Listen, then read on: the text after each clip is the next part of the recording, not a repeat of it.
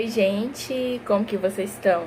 Na aula de história de hoje, a gente vai estar falando sobre a independência da América Espanhola, certo? É importante relembrar a aula anterior, que a gente falou sobre a independência da América do Norte, que a gente estava falando sobre os Estados Unidos.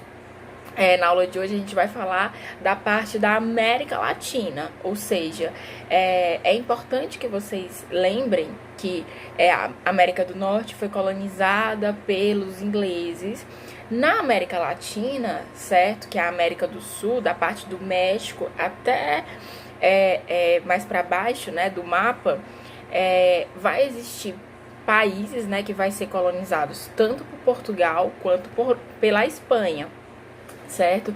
É importante também que vocês saibam que toda a América ela vai ter pessoas, antes da chegada dos europeus aqui, vai ter pessoas, povos indígenas vivendo aqui. E é importante também reforçar que esse nome índio, quem vai dar vai ser os povos europeus, as pessoas, os europeus, né, que chegaram aqui.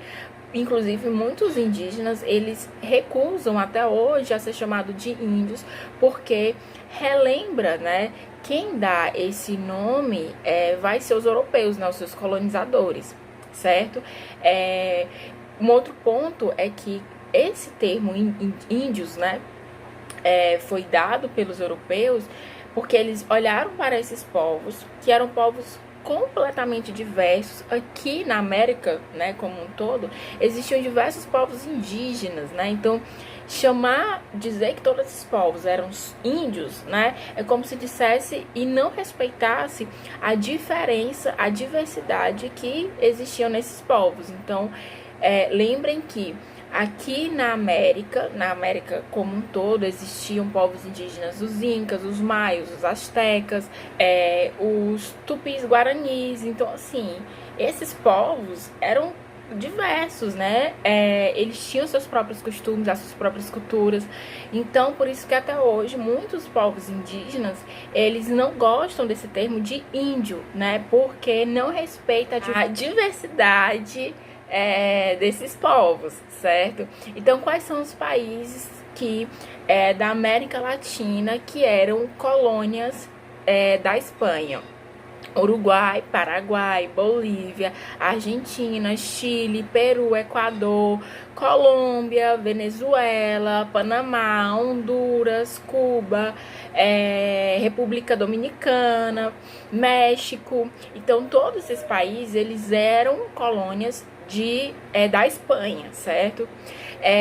Um ponto muito importante também é que esses países, eles não tinham esse nome, certo? Quando eles eram colônias, eles passam a ter após a sua independência. Tanto que, se vocês observarem nesse mapa, esse mapa mostra para vocês que é totalmente diferente do que a gente vê hoje em dia. Então, essa mudança, essa fragmentação desses territórios vai acontecer após a independência da América Espanhola. E aí é importante a gente saber o que estava acontecendo naquele momento, no século XVIII, né, para que influenciasse as colônias da América Espanhola a declararem a sua independência, certo? Primeiramente, estava acontecendo ali muitas críticas com relação ao pacto colonial, né, que é aquele pacto que vai acontecer entre a metrópole e a colônia, e muitas críticas com relação ao autoritarismo da monarquia.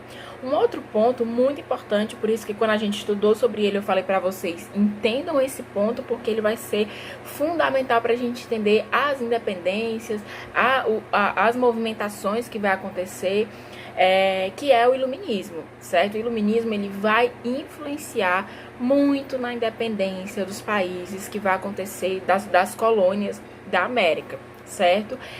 Um outro ponto também é sobre o assunto que falamos anteriormente, que é a independência dos Estados Unidos. Os Estados Unidos vai ser o primeiro país da América, né, a primeira colônia da América a se tornar independente. Então, isso vai dar um gás, né, vai influenciar os outros países acharam que sim, é possível a gente se tornar independente, certo? É muito importante que vocês saibam que nesse momento vai ter um setor da sociedade que é a elite crioula, certo? Crioula não é o termo que a gente conhece hoje.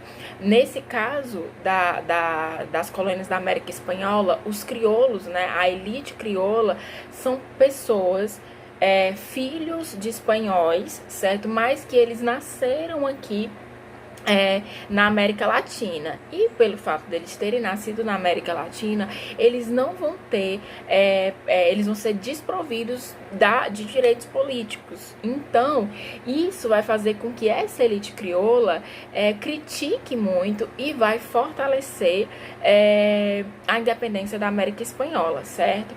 Um outro ponto, e eu acho que esse é muito crucial, porque Napoleão Bonaparte, né, ele vai ter uma ascensão frente aos franceses, e ele vai quebrar o bloqueio continental em 1808. O bloqueio continental era fechar os portos, né, que eram dominados pelo Império Francês. Ele quebra esse bloqueio continental e ele invade em 1808 a Espanha. Quando ele faz essa invasão à Espanha, automaticamente a Espanha ela fica enfraquecida.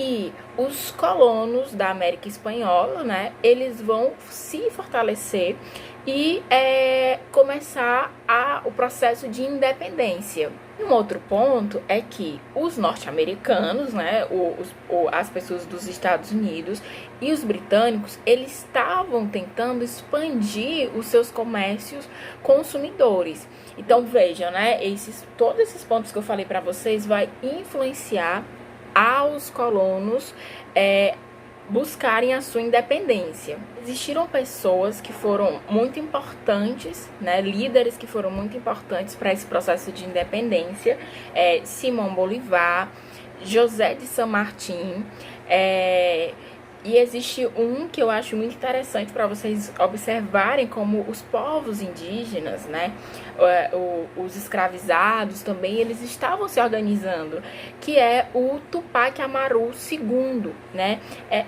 O Tupac, né, no Peru, ele estava se organizando, muito tempo para esse processo de independência, certo? Então, em 1810, Venezuela, Argentina, Colômbia, México e Chile se tornam independentes, certo? Cada um vai ter o seu processo de independência. E os outros países da América Espanhola, né, eles vão se tornar independentes posteriormente, certo? Só que é importante que vocês saibam, que, assim como no Brasil, né, após a independência, muitas questões, né, não vai haver uma transformação radical na situação socioeconômica das pessoas depois da independência, né? Até porque vai existir ainda a elite local, né, que é a elite crioula, eles vão continuar se mantendo no poder. Então, eles vão continuar mantendo esses privilégios, certo? Não é muito diferente daqui, da independência aqui do Brasil, né, por exemplo. Um outro ponto também, que é o que eu acho que eu falei no início do vídeo, que é sobre como que vai modificar o mapa da América Latina, né? Só observar a foto que eu coloquei aqui para vocês, que o mapa da América Latina ele se modifica após a independência da América Espanhola, certo?